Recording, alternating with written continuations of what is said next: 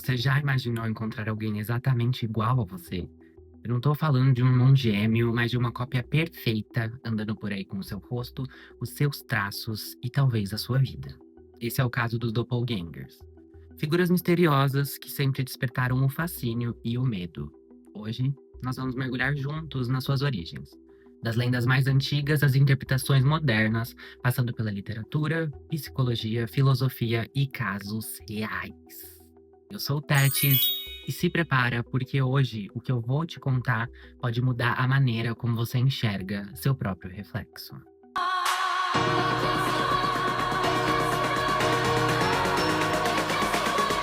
A palavra doppelganger, ela vem do alemão e ela significa algo como duplo andante.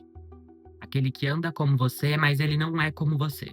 Muito antes da palavra existir, civilizações antigas já falavam de duplos espirituais, que é o caso, por exemplo, do Egito Antigo.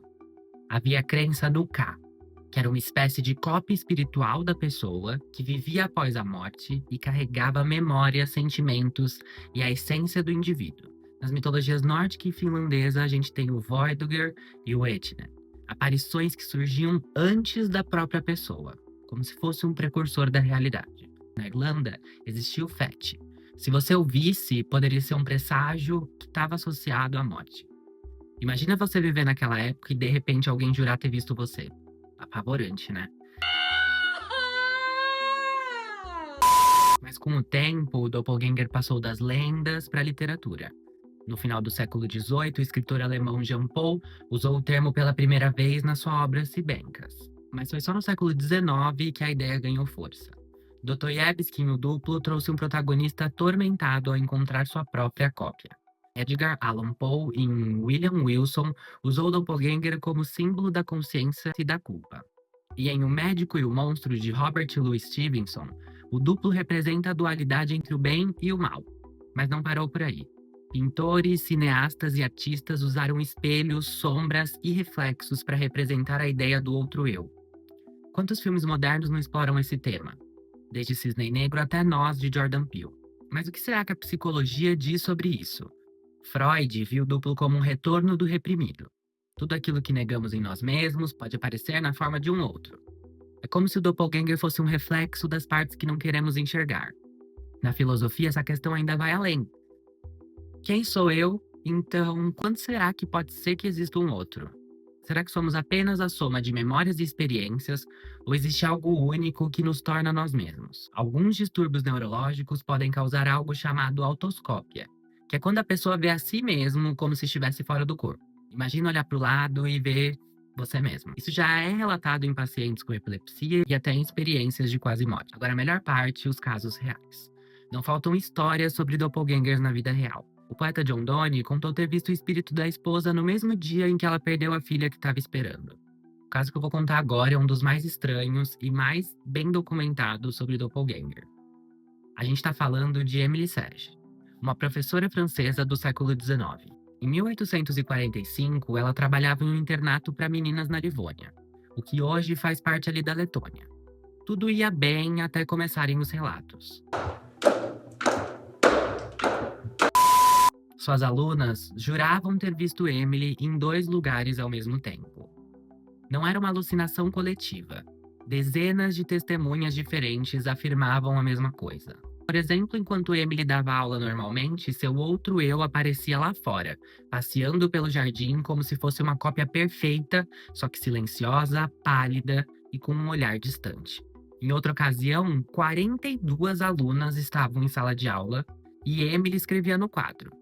De repente, ao lado dela se materializava a cópia, imitando todos os seus movimentos. Só que sem giz, sem voz e sem nada. Imagina esse pavor. Uma professora de carne e osso e a sombra dela ali em pé, perfeitamente visível. As garotas começaram a perder o medo quando perceberam que a cópia não interagia, mas a presença dela era sinistra. Sempre pálida, sempre meio fantasmagórica. Mas não parou por aí. Certa vez, Émilie estava de férias e 2 alunas entraram na sala dos professores. Elas viram Émilie sentada, imóvel. Mas a verdadeira Émilie estava a quilômetros de distância dali. O que é esse negócio aí do lado do senhor? Com o tempo, a história correu pela região. O diretor, preocupado com a reputação da escola, pediu para Emily ir embora. Mas agora vem o detalhe mais perturbador de toda a história. Emily alegava nunca ter visto sua própria cópia. Dizia que se sentia estranhamente exausta quando alguém via, como se parte da sua energia vital fosse drenada pelo fenômeno. O caso é tão famoso que foi registrado pelo escritor Robert Dale Owen em 1860, com vários testemunhos de alunas e conhecidos. Até hoje ninguém consegue explicar o que aconteceu. Bilocação, paranormalidade ou um fenômeno psíquico? Ou será que a Emily tinha mesmo um doppelganger? Eu acho que tinha. Aqui no Brasil, a gente também tem histórias bem estranhas que lembram e muito os casos de doppelganger. Recentemente, a atriz e cantora Alessandra Maestrini, que ficou famosa como a Bozena no seriado Toma Lá da Cá, contou no programa do Porchat algumas experiências que ela e pessoas próximas viveram. Tudo começou quando a assessora da Alessandra disse que viu a própria atriz na cozinha da casa dela. O detalhe é que a Alessandra não estava lá, mas não parou por aí. O motorista da atriz, em outra ocasião, disse que viu a Alessandra na portaria do prédio, quando ela também não estava lá. Mas o relato mais estranho, no entanto, veio da assistente pessoal. As duas estavam juntas no apartamento de Alessandra, sentadas lado a lado, conversando. Quando, de repente, a assistente vê a atriz passando pelo lado de fora da janela. Morreu. Desculpa.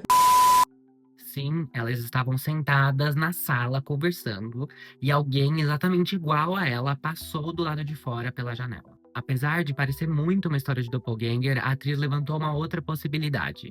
E se fosse um tipo de viagem astral? Algo a ver com a mediunidade? Seria o espírito dela se projetando, uma ilusão coletiva ou algo ainda sem explicação? Me perdi aqui, desculpe. Existem também relatos de pessoas comuns que de repente encontraram estranhos idênticos a elas, sem nenhum parentesco. E hoje, com as redes sociais, isso ainda ganhou um novo nome: lookalikes. Existem sites e projetos fotográficos dedicados a reunir o famoso gêmeo desconhecido, no cenário das redes sociais, esse próximo caso. Esse fato aconteceu na Itália em agosto de 2022. A acusada se chama Sharaban. Uma mulher de origem germano-iraquiana, de aproximadamente 23 anos, buscava alguém que se parecesse muito com ela em redes sociais. Um lookalike. Várias mulheres foram contatadas, sob perfis falsos e convites falsos. Promessas de tratamento de beleza, aparições em vídeos, tudo para atrair alguém que se parecesse fisicamente com a Sharaban. A vítima escolhida se chamava Khadija, uma blogueira de beleza de origem argelina, também com 23 anos na época.